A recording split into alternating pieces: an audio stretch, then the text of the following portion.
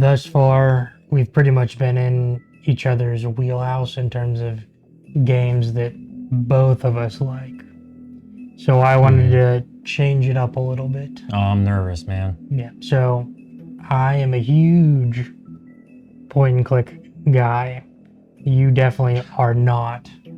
I've never finished a point and click.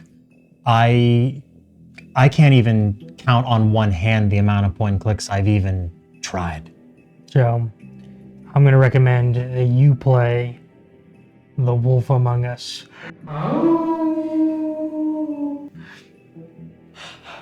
Okay, cool. That's a yeah, that's completely out of my wheelhouse. That's one of those Telltale games. Correct. Yeah. So they're probably most known for the Walking Dead series, which I also loved. And I've never played that. But this one, I think, would be a good intro to that style of game. It's not super long.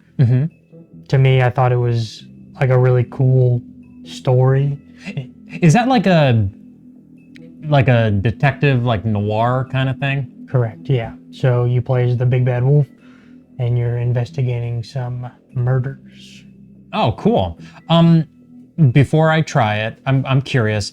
A lot of point and click games, they're like notorious for being obtuse and kind of difficult. Is that what this is? Is it a more like cinematic, streamlined kind of game? It's much more cinematic and streamlined. Oh, great. Yeah, Okay. I don't remember anything that tripped me up.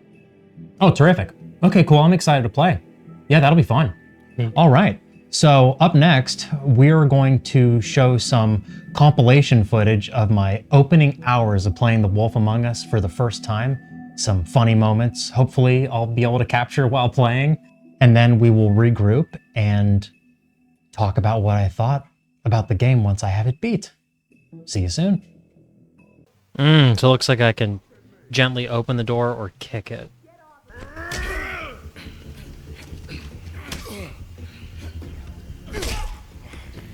Ow. Look, this is just the start of a shitty night for me. I just need the money he owes me, then I can go. What are you doing here? These lips are sealed. Suspicious. Oh, wow. Oh, for crying out loud. Oh, come on. I hate this kind of stuff so much. You all right back there? I mean, your eyes and the teeth? You're not really supposed to do that, are you? Oh, he was just gonna kill me. No big deal.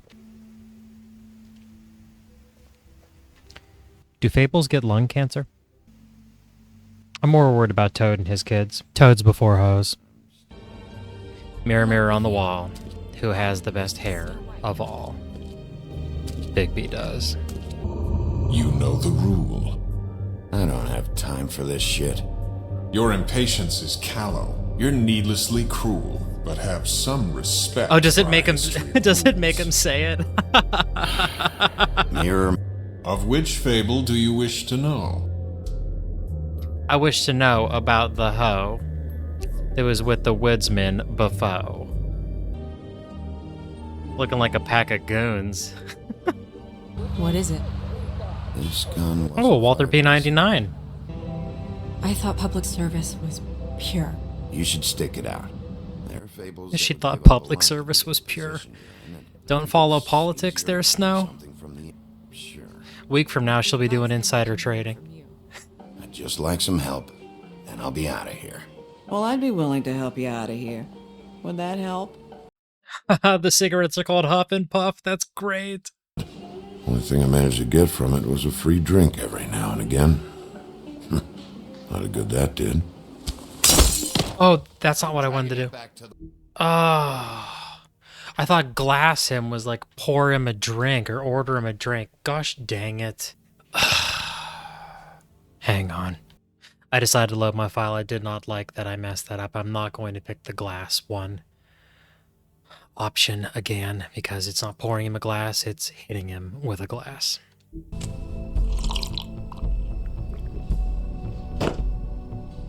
Oh, that was a cool transition. Back to normal. All right, so I have beat The Wolf Among Us, and we are now going to talk about it. No holds barred, complete spoiler talk. And I don't want to ruin it for you if you're considering playing it, so let me go ahead and say that I absolutely loved it. I think you should go play it and then come back and watch the rest of the video. So, the first thing I want to say is this is like baby's first adventure game. And I actually mean that as a compliment. You were completely correct when you said that it's a great place to start. There aren't any puzzles. You know, you just get to sit back, walk Bigby around, make the choices that you deem appropriate, and enjoy the story. And I really enjoyed that.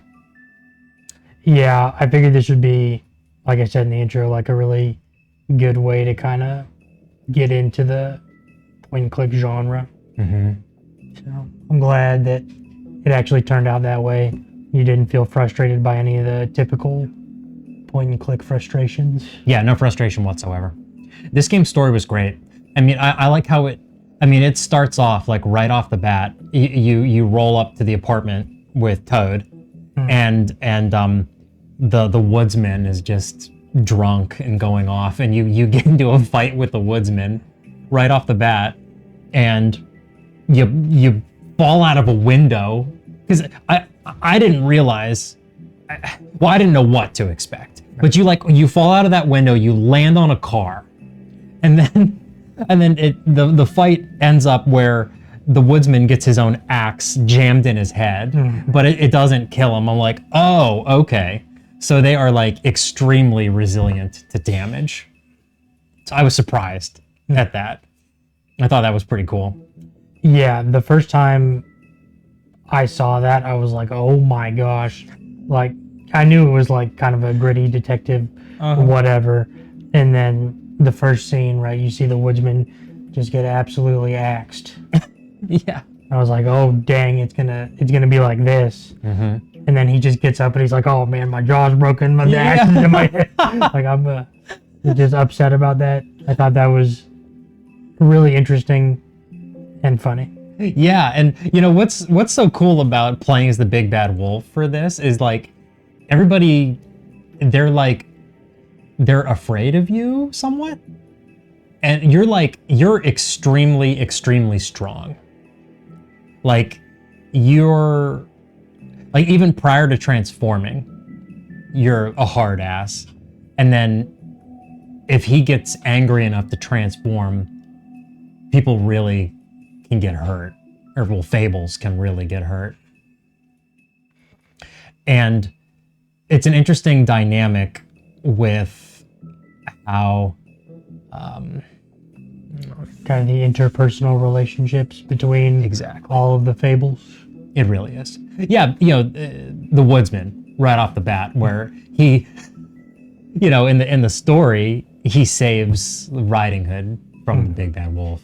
And so he, you know, you and him have bad blood for thousands of years or whatever, you know. Right. It's so it's really cool. Yeah, the way they did the dynamics between you and everybody else was so well done.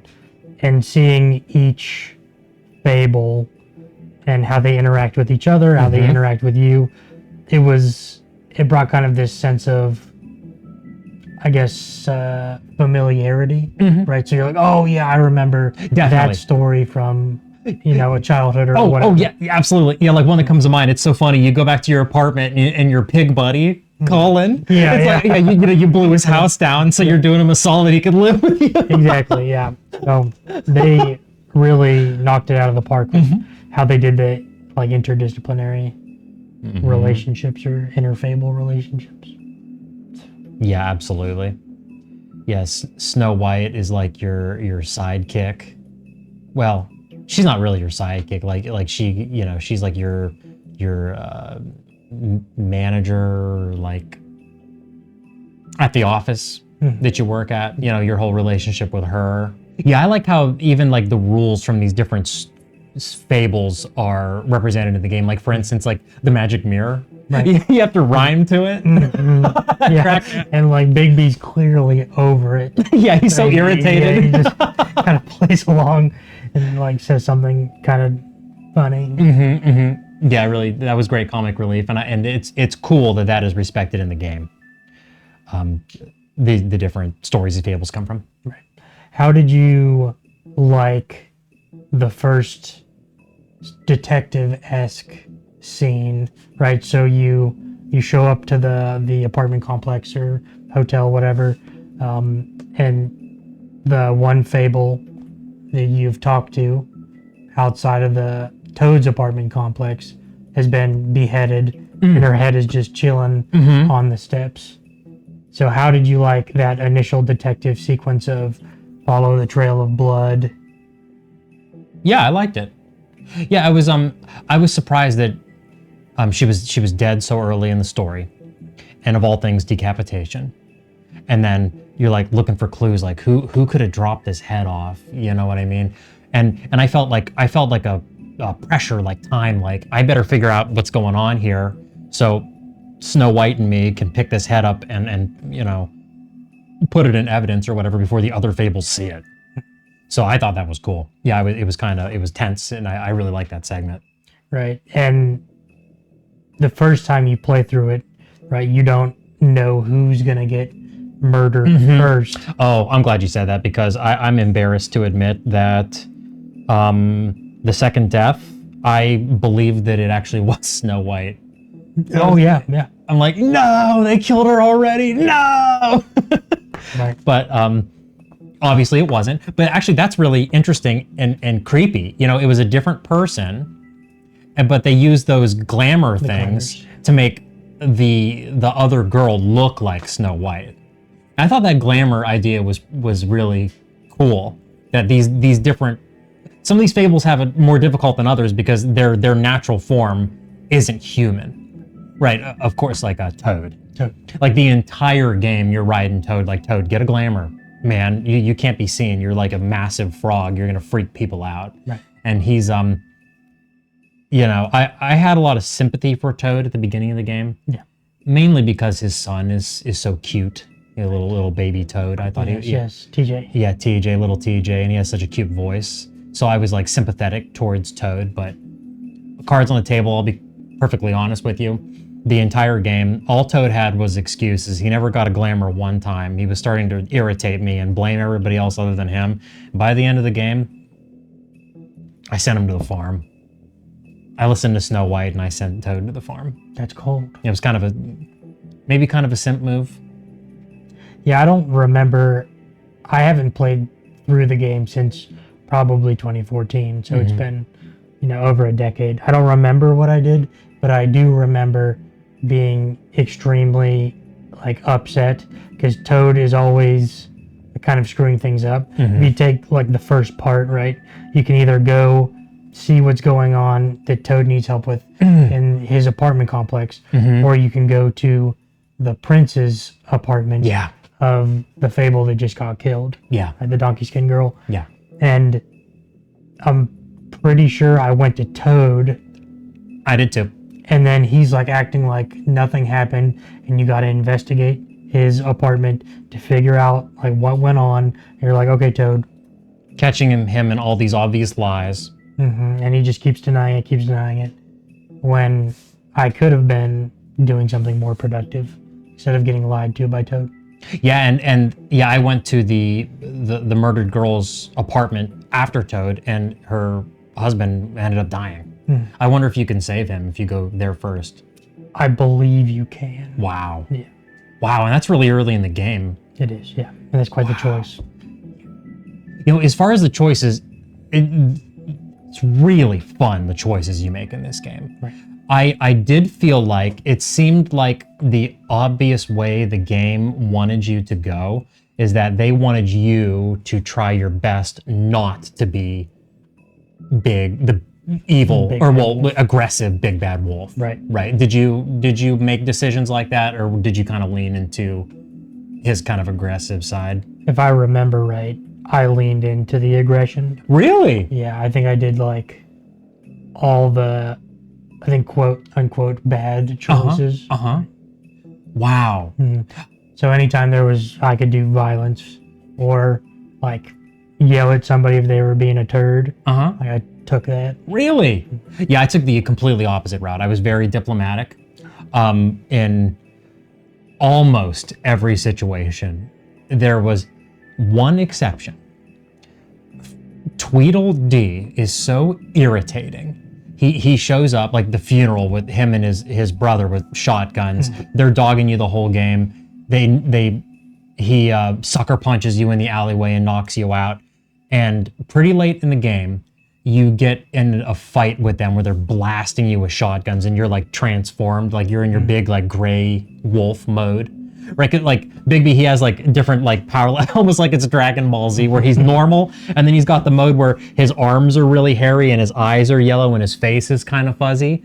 And then after that, he's even bigger and he's like gray and really strong. And then the final transformation we'll talk about later, which is really cool. But anyway, Tweedledee and Dum, they're blasting you with their shotguns, and you're in like big gray mode, right? And you run up on them, and you knock one of them to the ground, and the other one you have him up against a brick wall, and one of your options is to tear his throat out, and you better believe it, I did. They've been dogging you the whole game. They're scumbags. They're absolute scumbags, and I'll be honest, I took great pleasure in murdering. Well, I wouldn't even call it murder. I would neutralizing forever one of the Tweedles. He very, very much deserved it, in my opinion. Yeah. And there wasn't even redemption for the brother left over. Right. The other Tweedle that was left over. They're just scumbags, and I don't feel bad about it. I really don't. But speaking of transformations, there are so many cool transformations in this game. Like the one guy who's got like the slicked back hair, he like turns into something that looks like the boogeyman from Nightmare Before Christmas. Right, yeah. He's like big white. He's got the kind of, it's almost like a mask looking thing. But... Yeah, it's like stitched. You know, it almost looks stitched. Like his transformation is really cool. Very cool. And I was my favorite one, I think, is the Jersey Devil. When he's a normal person, he's got like red hair and a mustache, and he has like a Jersey accent. But when he transforms, he's really, really cool, scary looking. He's like a gray monster with like this like skull, like a cow skull, kind of like long snout, face with horns. I thought he looked really cool. I was very impressed by that. That was quite the transformation. I think all those that you mentioned, very, very cool. Bigby's transformation looks awesome.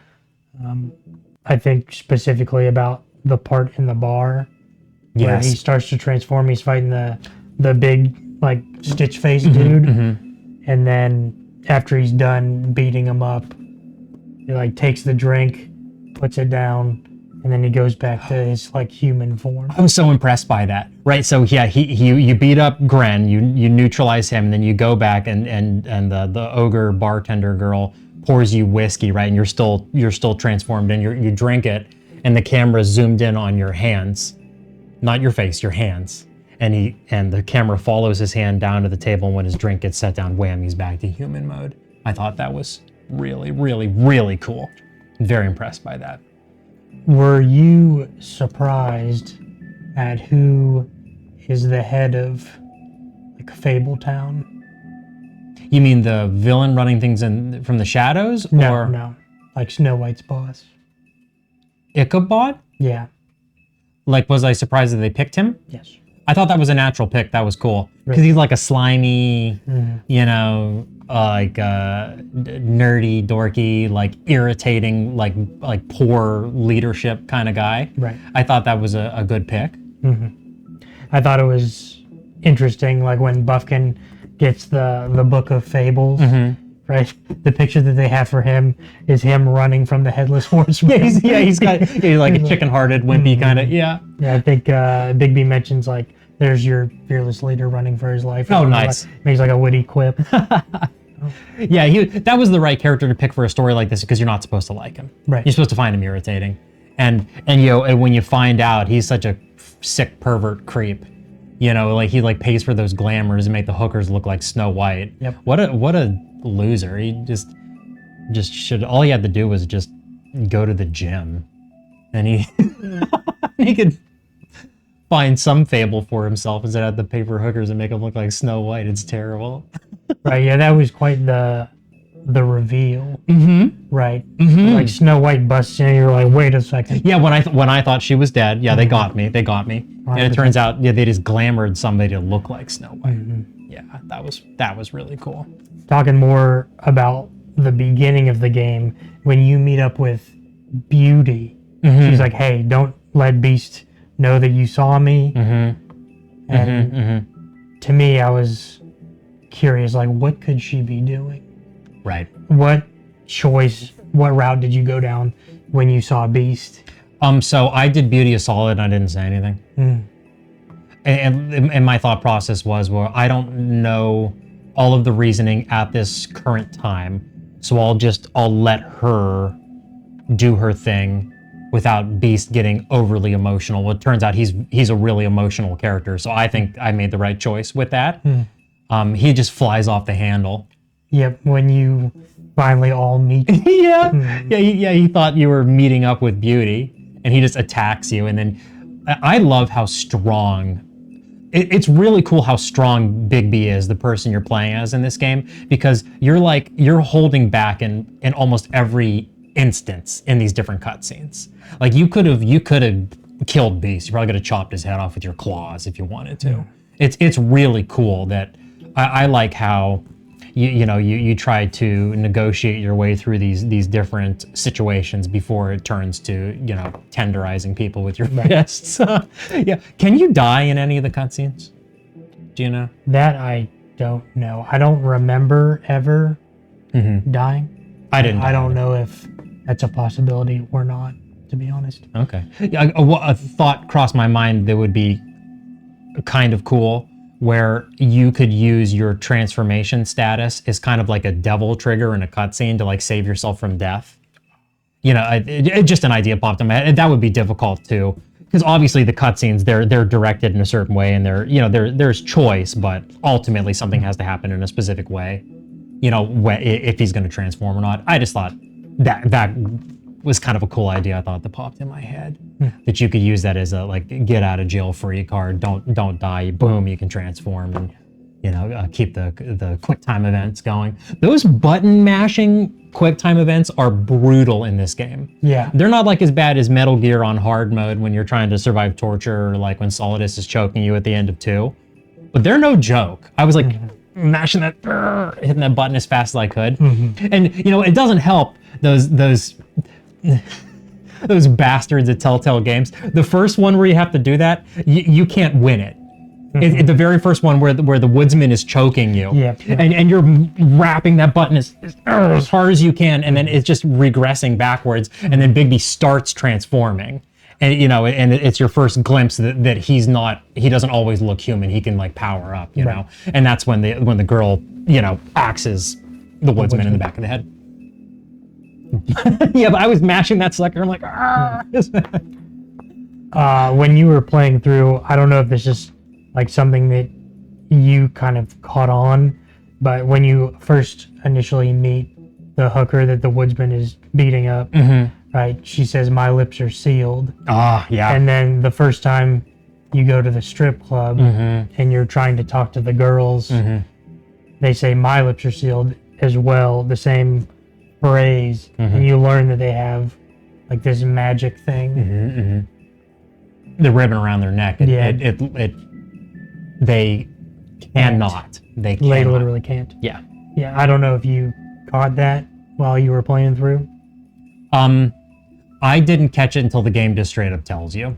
I didn't remember back to the first girl saying that. Because the next one you find, she says the same thing, and then she just literally tells you, no, literally, I cannot. She like spells it out that she can't talk to you about this because she's magically bound. Yeah, so I thought that was cool. And when that spell gets broken late in the game, I don't know the different ways it can play out, but like the leader girl at the strip club, she's the one who cast that magic spell on all of the other ones. And at least for me, the way it played out is she's overcome with everything that happened, and then she just undoes her own ribbon, and head comes off. Yep. That was really cool. The villain is cool looking. The Crooked Man. Good man. Yeah, I was you play the game, but they did this so well, where a character is introduced who's the villain of the game, and you have to play multiple chapters hearing about him, which is such a great way to build up a villainous character. And you don't see him for many, many hours. You just hear about how scary he is. You're meeting other characters that are terrified of him. And it's just building up the mystique and the terror of this character. It's really well handled. Very, very, very well handled. And then you finally meet him, and he's got like this like really cool British accent, and his face is cool. He's not horrifying. He just has like his one eye. It's like he has like his socket is kind of long, his eye socket. He's really cool looking. It's not like overdone where he's like really shocking in appearance. It's just a little unsettling. Right. I thought that was so cool. Yes. Yeah, I thought the payoff was fantastic. Right. Like the story for me kept me enthralled. Right, all the way through. I didn't want to stop playing. Right.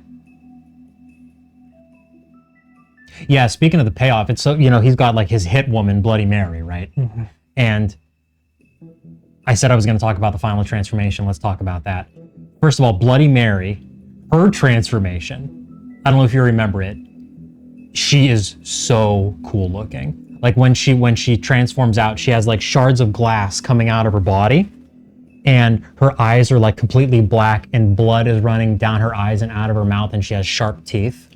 And the coolest part, and you really got to pay attention while you're playing, when she moves, when she's transformed, she sounds like crunching glass. Her body sounds like crunching glass when she walks.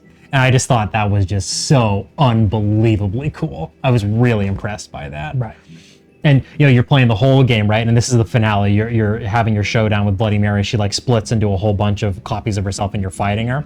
And you're like in the big gray wolf form, which I thought was the final transformation. That's just as strong as he gets. Well, it turns out the final transformation is the big bad wolf. You turn into a massive, massive wolf, and you just like crunch all the Bloody Marys with your jaws. And it was so cool. Right. Yeah. After that, what did you do with the Crooked Man? Did you bring him back for justice, or did you finish him off? I'm pretty sure I finished him off. Did you? Yeah. I don't think I brought him back for justice. You didn't want any possibility of him getting away? Nope. Wow. Yeah, I dropped a hammer. Dang. You're cold. Absolutely. I brought him back for justice. Oh, okay. I thought... What did that look like? It was really cool. So what I was thinking, you're playing this entire game building these relationships, so I'm sure there's going to be like a tribunal kind of thing, and that's what it was. You bring him back, and he is before all of the characters that you've met throughout the game. And and the things that the way you interacted with them, it impacts how everything goes. And I even allowed, because I wanted justice to be served in the right way, because I'm trying to make changes in Fabletown, okay? I'm trying to correct the system that they had going on there now that Ichabod's out of there, right? And so I even let the Crooked Man talk, and he was like trying to convince everybody that it's like, it's not me, like I gave you a job, Beauty and the Beast, and then so on and so forth. And you like go back and forth. You're like arguing with him. It's like a trial. It's really cool. Okay. And then, naturally I tossed him down the witching well to his death because he deserved it. He was a scumbag who had a vice grip on everybody. Right. But I did let him speak his piece. The way that it played out is there's cuffs on his hands, and I said I was just going to toss him down the well, but what he did in the cutscene anyway is he's trying to choke you out with his cuffs. He like brings them around your head, and you backpedal him back to the well, and then you toss him down. Yeah, so that's cool. Yeah, it was pretty neat. Yep. I'm gonna have to look up the other endings though, because at the very end of the game, the whole game's done, and the last person I talked to wasn't Snow White; it was the Little Mermaid. I talked to her in the rain on the street, and then she walks away, and then the game was done. So I'm gonna have to look up what the other endings are. Yep. Another cool thing about that, as far as the choices go, I don't know if you remember, when you beat the different chapters, it gives you like an aggregation of the choices that other people made. Yeah, that's a Telltale thing. Oh, is it? Yeah, okay. They have that in The Walking Dead, and I would guess, all their other games. Oh, cool. So yeah, you can kind of see where you stack up compared to everybody else, which is always fun for me. I loved that. I thought that was really cool. Yeah, that was a terrific recommendation. Thank you for that. Yeah, I'm glad you liked it. I very, very much enjoyed it. And it was fun to kind of get out of my comfort zone and try a different genre of game that I almost never play. And it was terrific. I really enjoyed it.